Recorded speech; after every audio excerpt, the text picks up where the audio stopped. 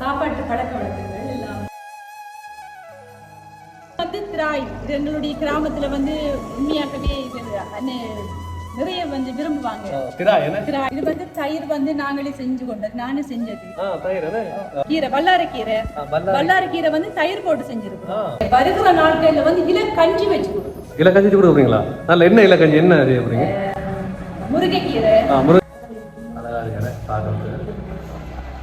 சாப்பாடெல்லாம் நல்ல முடி சொன்னாரு, டேஸ்டா இருக்கும், ருசியா இருக்குன்னு சொன்னாரு. குறிப்பாக இங்க வந்து சின்ன பிள்ளைகளுக்கு ஆரோக்கியத்துக்கு நிறைய சாப்பாடு, வேலை இல்லாத அநேகருக்கு வந்து வேலை வாய்ப்பு பெண்களுக்கு வேலை கொடுக்க வேண்டாம். எல்லாருமே வந்து எப்படி நடக்குமா அப்படின்றதான ஒரு சந்தேகமான பார்வையில பார்த்தவங்க இப்ப எப்படி பார்த்த உடனே எல்லாருக்கும் ஒரு பிரமிப்பா இருக்கு. பெண்கள் வந்து அதிகமாக பாதிக்கப்படுற நிறைய பெண்கள் எல்லாம் இருக்கு. அநேக விஷயங்களை நான் வந்து பார்த்துருக்கிறேன். எத்தனை பேருக்கு வேலை கொடுத்தீங்க? இப்போதைக்கு வந்து 6 பேர் நாங்க செலக்ட் பண்ணி ஆரோக்கியமா இருந்தா எங்க கடையை தேடி வருவாங்க. கட்டாயம் ஆரோக்கியம் இல்லாட்டி வர மாட்டாங்க. இது என்ன இது? சோயாபீன்ஸ். ஓகே. என்னுடைய ஸ்டைலில் சமைச்சது இது வந்து காளானும் இருக்குது. பணத்தை எதிர்பார்க்காம ஆரோக்கியத்துக்காக கொடுக்கறது வந்து மிகவும் நல்லா இருக்கும்னு நினைக்கிறேன். இந்த சூடு டைமில் தயிர் சாப்பிட்டா அவ்வளவு நல்லா இருக்கும் உடம்பு. வணக்கம், நான் உங்களிங்க. நான் எங்கே நிற்கிறேன்னு சொன்னால் எங்களோட ஊருக்கு பக்கத்தில் பெரிய போர்தீவு, அதாவது மட்டக்களப்பில் பெரிய போர்தீவு என்ற ஊரில் நிற்கிறார். இந்த பக்கம் வந்தோன்னா ஒரு புதிய ஒரு உணவகம் இருந்தது. அப்போ உள்ளே வந்து வாங்கல பாருங்க. அந்த உணவகத்தில் பேர் என்ன கவர்ந்து இருந்தது, மகளிர் பாரம்பரிய கிராமத்து உணவகம் சொல்லக்குள்ள இந்த வில்லேஜ் சம்பந்தமான உணவகம் தான். எல்லாமே இந்த நம்மளோட கிராமம் சார்ந்ததாக இருக்கும் என்று சொன்னாங்க. அவங்க உள்ள அவங்களுக்கு பேசுறதுல கிராமம் சார்ந்ததா நம்ம வீட்டில் எப்படி நம்ம சமைக்கமோ அப்படித்தான் அவங்க எல்லாமே செய்யறாங்களா அப்படின்னு சொன்னாங்க. இப்போ நோக்கம் பண்ணிக்காங்க, 2 வீக்கா நோக்கம் பண்ணிருக்காங்க. அப்போ மகளிர் பாரம்பரிய உணவகத்தில் அன்றைக்கி இந்த மதிய சாப்பாடு நான் சாப்பிடுவேன். சரி, வார வீட்டு உணவும் மகளிர் பாரம்பரிய உணவு அப்படி இருக்கு, இவங்களோட சாப்பாடு அப்படி இருக்குன்னு சொல்லி அவங்களோட பேசுவோம். உள்ள போவாங்க.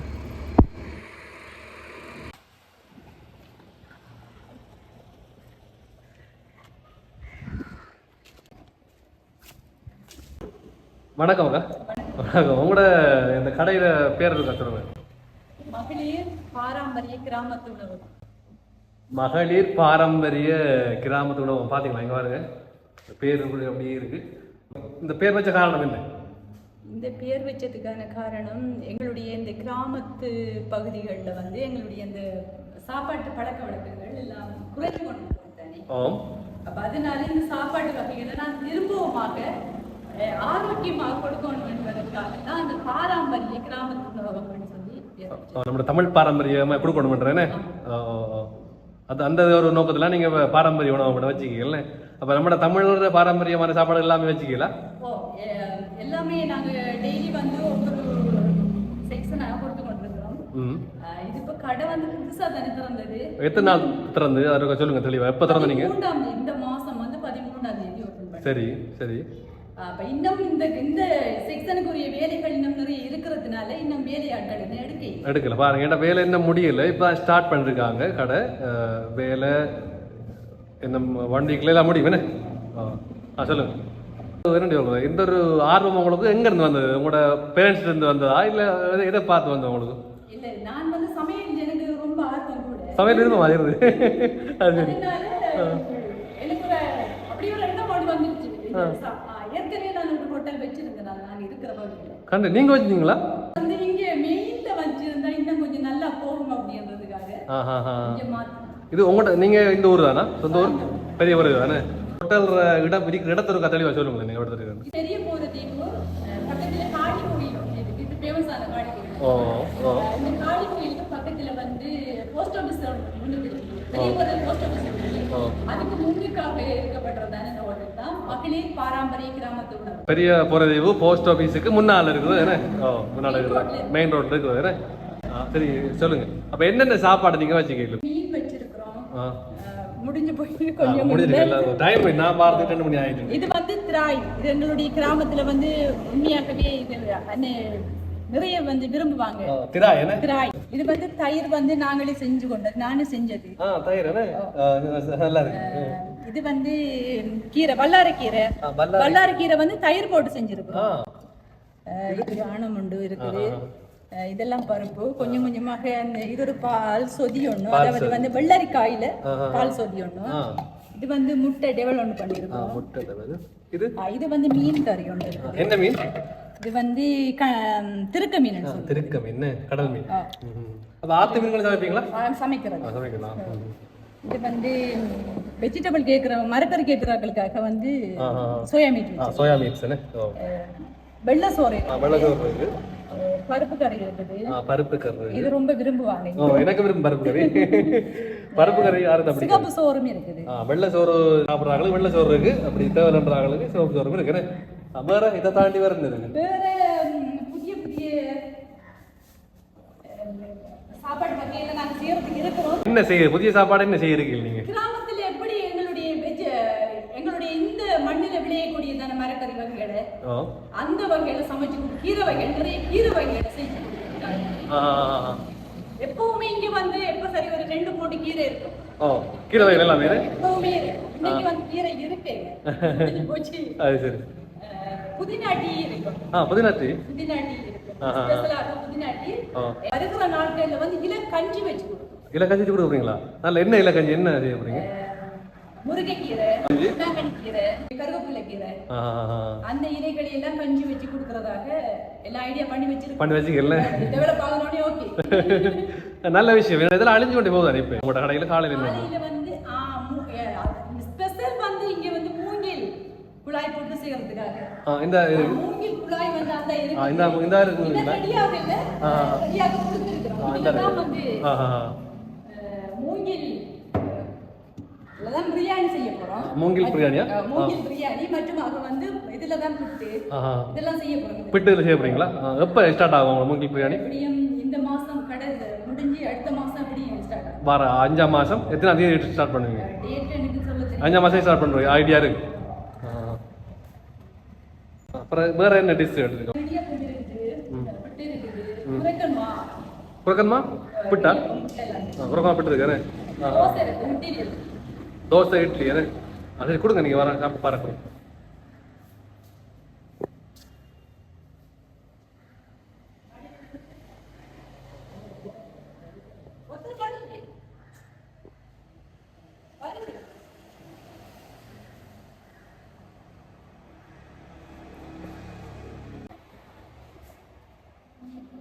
பாருங்க இந்த ஆர்ட்ஸ் எல்லாம் வரைஞ்சி வச்சிருக்காங்க. அழகா இருக்கிற பார்க்கறது.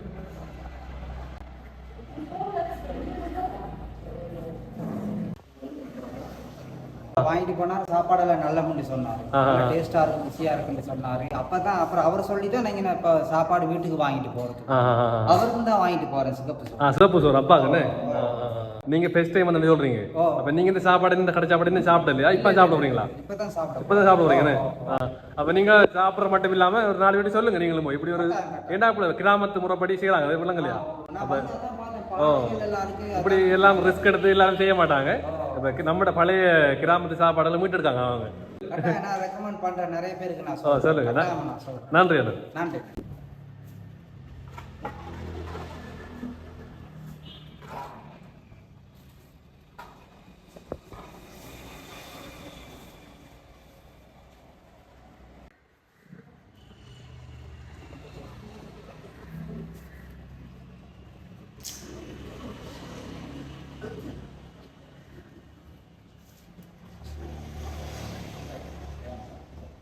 சாப்பாடுற விலைகள் நீங்க இருக்கா சொல்லுங்க எங்களுக்கு இருக்கா? சாப்பாடுற விலை வந்து ஒரு பார்சல் வந்து 150 ரூபாய். என்ன சாப்பாடு? இடியாப்பம். 8 இடியாப்பம் இருக்கு. கறி வெட்டு. அந்த இடியாப்பம் 8 சாம்பல், ஒரு பருப்பு கறி, இன்னொரு கறி இருக்கும், 2 கறி. சாம்பலோட 3 கறி இருக்கும். அது 150 ரூபாய். வந்து பிட்டு வந்து 80 ரூபாய். பிட்டு 80 ரூபாயா? ஏன் பிட்டு விலை ஒரு 80 ரூபாய்? இந்த இப்படி இல்ல. சின்ன பிட்டு. வேற தோசை கொடுப்போம். தோசை வந்து மசாலா தோசை, மசாலா இட்லி இருக்கு. அது ரொம்ப விரும்பி சாப்பிடுவாங்க. அதை எவ்வளவு கொடுங்க? அது வந்து இந்த இப்படி இந்த டீஸால 110 ரூபாய். குறிப்பாக இங்க வந்து சின்ன பிள்ளைகளுக்கு ஆரோக்கியத்துக்கு நிறைய சாப்பாடு. சரிங்கண்ணே. அப்புறம் மதிய சாப்பாடு விலைகளை சொல்லுங்க. மதிய சாப்பாடுல வந்து மரக்கறி சாப்பாடு வந்து 280. சரி. 280 ரூபான்னு சொன்னா அந்த சாப்பாடு நான் கொடுக்குற கறி 4 கறி ஜஸ்ட் எடுத்தாங்கன்னு சொன்னா நான் 280 ரூபாய் இல்லாட்ட 250 ரூபாய். மீன் கோழி எல்லாம் வந்து ஒரே மீன் கோழி எல்லாம் ஒரே விலை எல்லாம் எவ்வளவு? 300 ரூபாய். நைட் சாப்பாடு என்ன இருக்கு? நைட் சாப்பாடு வந்து ஃப்ரைட் ரைஸ். ஃப்ரைட் ரைஸா? அது எவ்வளவு கொடுக்குங்க? ஃப்ரைட் ரைஸ் வந்து 800 ரூபாய். ஸ்பெஷலா நைட்ல என்ன இருக்கு? ஸ்பெஷலா வந்து கூடுதலா சிவப்பு இடியப்பம். சிவப்பு இடியப்பம். என்ன அதாவது வளமையா ஒவ்வொரு நாளும் வாங்கலாம் நைட்ல வந்தா?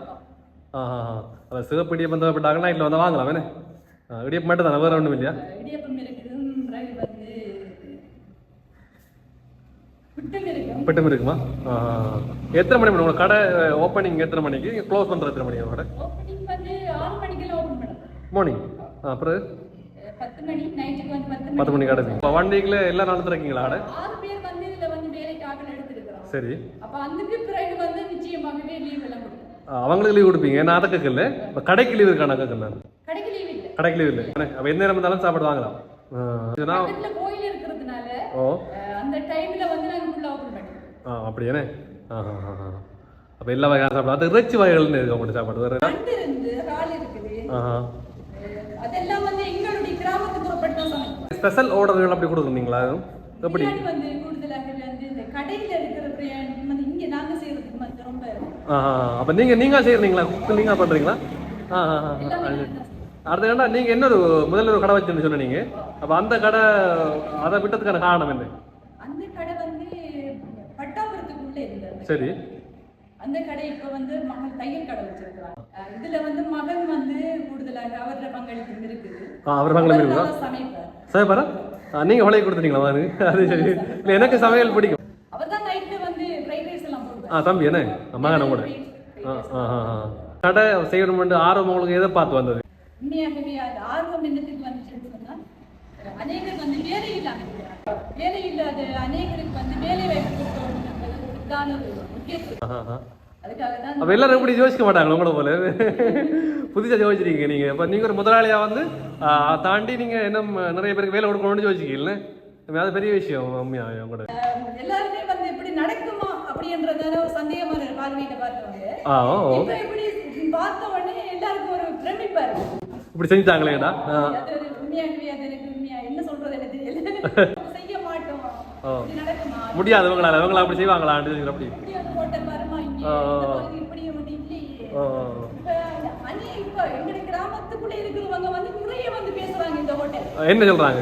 இப்படி நடந்து இப்படி செஞ்சிருக்கிறா அப்படின்னு சொல்லி உங்களுக்கு சந்தோஷமா இருக்கா? சொல்ற நேரம் நல்லா மெட்ராம கடைசி வரைக்கும் செய்யுங்க. இதோட பெட்டரா செய்யுங்க. கட்டாயம் இந்த பாரம்பரியமான சாப்பாட்டை நீங்க கொடுக்குறது பெரிய விஷயம். அது நம்ம தமிழக பாரம்பரியத்தை நீங்க கைவிடாம நீங்க காப்பாற்றணும். முக்கியமான விடயம், இந்த கிராமத்துல இருந்து இந்த கிராமத்தை தாண்டி களுவாண்டிப்படி மட்டைக்கிழப்பு அங்க சாப்பிட போவாங்க. நான் எதிர்பார்க்கிறேன் அங்க உள்ளவங்க இங்க வரணும். பெண்கள் வந்து அதிகமாக பாதிக்கப்படுற நிறைய பெண்கள் எல்லாம் இருக்கிறாங்க. அநேக விஷயங்களை நான் வந்து பார்த்துருக்கிறேன். இந்த கிராமத்தை தாண்டி வேலைக்கு போறவங்க அநேக விஷயங்கள்ல வந்து முகம் கொடுக்கறதா ஒரு பெரிய ஒரு பிரச்சனை.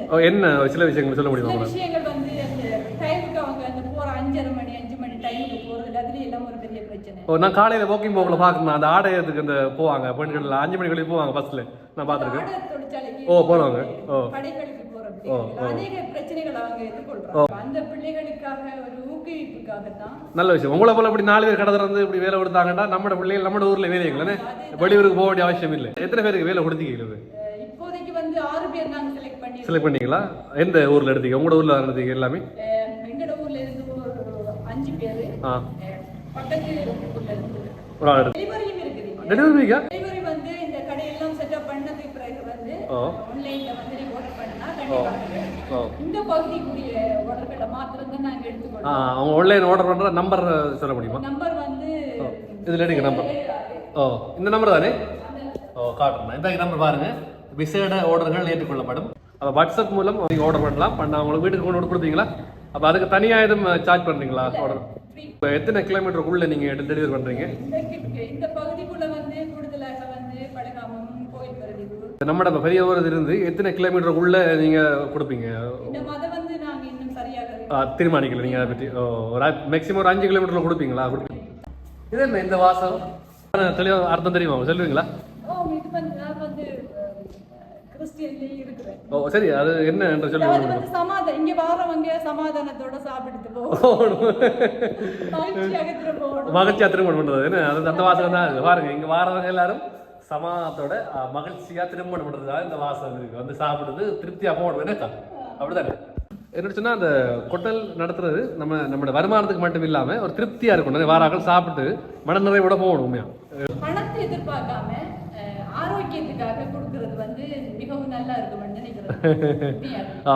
ஆரோக்கியமா இருந்தாதான் எங்க கடையை தேடி வருவாங்க. கட்டாயம் ஆரோக்கியம் இல்லாட்டி வரமாட்டாங்க. நாங்க தான் அந்த ஆரோக்கியத்தை கொடுக்கணும் அவங்களுக்கு நாங்க தான் செஞ்சு கொடுக்கணும். அப்பா வருவாங்க நமக்கு தேடி.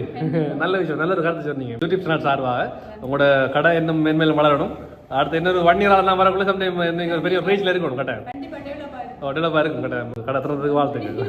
வந்து வீடியோ பண்ணி இவ்வளவு தூரமாக அந்த டெவலப் பண்ணாம இருக்கும்போது நடக்காம இருக்கும்போதே வந்து வீடியோ பண்ணி இதை வந்து வெளிப்படுத்தணும்னு நினைச்சது அதான் ஆர்வம். ஏன்னா நீங்க எனக்கு என்னன்னா இப்படி ஒரு பாரம்பரியமான சாப்பாடு நீங்க கொண்டு வரீங்க. அடுத்து தனியா ஒரு பெண்ணா நீங்க முயற்சி எனக்கு ஒரு அதை நான் என்னால் முடிஞ்சது நான் ஒரு வீடியோ எடுத்து போட்டு உங்களுக்கான எல்லாத்தையும் காட்டணும் மக்கள்கிட்ட எப்படி அவங்க செய்யறாங்க, அவங்களை சப்போர்ட் பண்ணுங்கன்னு. அது சின்ன விஷயம் தான், அவ்வளவு பெரிய விஷயம் நான் எனக்கு தோணல. என்னால் முடிஞ்சது சின்ன ஒரு சப்போர்ட் நான் பண்றேன்னு. என்ன மென்மேன் வளர்றது உங்களோட ஹார்ட் ஒர்க்ல இருக்கிறேன். நல்ல சாப்பாடு கொடுக்கணும். நீங்க கொடுத்தீங்கன்னா இன்னும் நீங்க மென்மேன் வளரக்கூடிய சாத்தியம் இருக்கிறேன். பொன்னான நேரங்களை செலவழிச்சு என்னோட பேசினதுக்கு நன்றிகள். அனைவருக்கும் ரொம்ப ரொம்ப மகிழ்ச்சி. இந்த கடையை வந்து நீங்க கண்டிப்பாக வரணும். தம்பிக்கு ஒரு பெரிய சப்போர்ட் ஒன்று பண்ணுங்க. அவருக்கு வந்து நிறைய சப்போர்ட்டிங் அவர் எதிர்பார்க்கிறாரு. இன்னுமாக நிறைய பேருக்கு அப்படியே ஷேர் பண்ணிட்டு போங்க, லைக் பண்ணுங்க, பார்த்துட்டு அப்படியே போயிடாங்க, சப்ஸ்கிரைப் பண்ணுங்க, அனுப்பி போட்டு அப்படியே பேசாம இருக்காதீங்க தயவு செய்து. அவருக்கு பெரிய சப்போர்ட் ஒன்று கொடுங்க. இன்னுமாக அவரும் கூட வளரணும். இப்படியான பிள்ளைகள் இருக்கும்போது நிச்சயமாகவே எங்களுடைய பகுதியிலையும் வந்து நாங்களும் வந்து வளரக்கூடியதான சாத்தியம் இருக்குது. அதனால நீங்க எங்களை வளர வைக்கிறது உங்களுடைய பொறுப்புல தான் இருக்கு. நம்ம பாரம்பரியத்தை மீட்டு நம்ம யாரு சரி. அப்ப உங்களோட சாப்பிடுறாங்க, நாங்க சாப்பிட்டு பார்க்க போறோம். மண் சட்டில தான் இருக்கீங்க.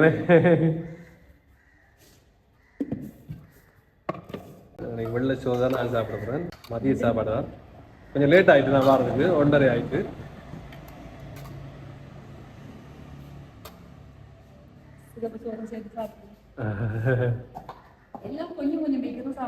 இது என்ன இது? Soya means. ஓகே. என்னுடைய ஸ்டைல்ல சமைச்சது. இது வந்து காளானும் இருக்குது. குக்கிங் நீங்க எங்கேயும் படிச்சிருக்கீங்களா? தனியா கோர்ஸ் முடிச்சிருக்கீங்களா? அப்ப கைப்பழக்கம் தானே.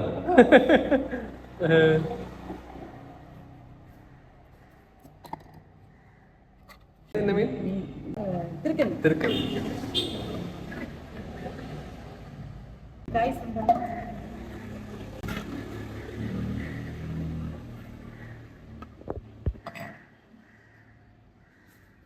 இப்படிதான் கொடுக்குறீங்களா சாப்பாடு?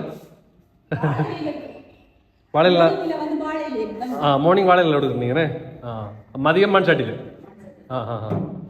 இடியப்பம் எல்லாம் நாங்கள் இந்த மூங்கில் இதில் தான் செய்வோம். இடியப்பம் முடியும் மூங்கில் சேர்த்தீங்க. நான் சாப்பிட ரெடியாக அப்புறம் இறைச்சி, இது பச்சடி, ராய் சுண்டல், முட்டை, சோயா பீன்ஸ். வீட்டில் சமைக்கிற மாதிரி இருக்கு சாப்பாடு.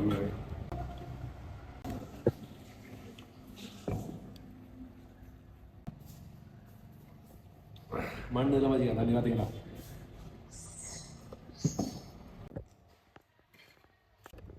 பாரம்பரியமாக ஒன்றும் விடப்பா சோப்பு சோறும் தயிர். இந்த சூடு டைமில் தயிர் சாப்பிட்டா அவ்வளவு நல்லா இருக்கும் உடம்புக்கு.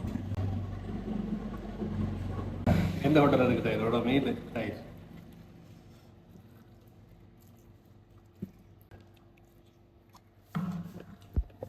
நீங்களும் வந்து ஒரு நாளைக்கு ட்ரை பண்ணி பாருங்கள். லைக் பண்ணுங்க, ஷேர் பண்ணுங்க, சப்ஸ்கிரைப் பண்ணிட்டு